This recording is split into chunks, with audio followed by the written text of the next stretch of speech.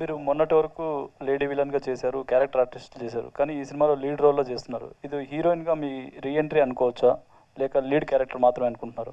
First of all ఈ reentry పారిపోయింది, ఆమెకి చచ్చిపోయారు, ఆమెకి పెళ్ళి అవుతుంది, ఇవన్నీ క్వశ్చన్ అన్ని ఫస్ట్ ఆఫ్ ఆల్ నేను పట్టించుకోవడం లేదు. ఎందుకంటే it's nothing is reentry, nothing is just that for an actor ప్రతి రోల్ చేయాలి. అదే ఒక యాక్టర్ యాక్చువల్గా నన్ను అడిగితే.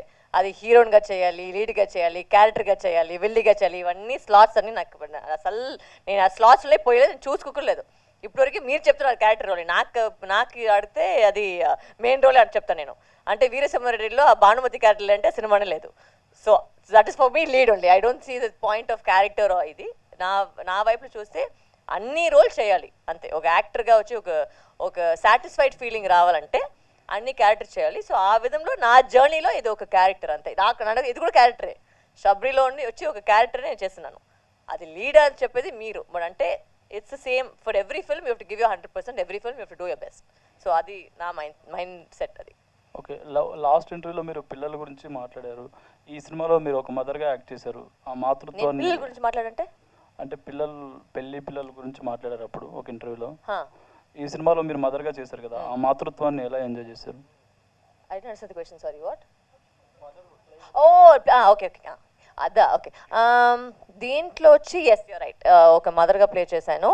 అది అతను చెప్పినట్టు దీంట్లో వచ్చి ఒక సాఫ్ట్ సైడ్ ఉంటుంది. బికాజ్ షీఈ్ నాట్ ఒక క్యారెక్టర్గా చేసిన she not a violent character. చాలా ఒక సాఫ్ట్ అమ్మాయి, పెళ్లి చేసుకుంటుంది, ఒక బిడ్డ ఉంది, అండ్ దాంట్లో ఒక ప్రాబ్లం జరుగుతుంది. Why she has to be single mother. ఒక సింగిల్ మదర్ కథ మీరు చూసింటారు. Because obviously you don't see my love interest.